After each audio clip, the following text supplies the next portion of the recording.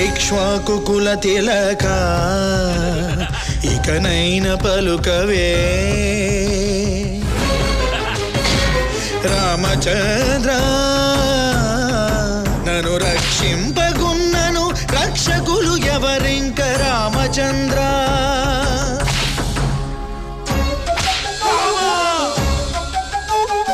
చుట్టు ప్రాకారములు సొంపుతో గట్టిస్తే రామచంద్ర ఆ ప్రాకారముకు బట్టి 10,000 వరహాలు రామచంద్ర లక్ష్మణుకు చేయిస్తి ముత్యాల పథకము రామచంద్ర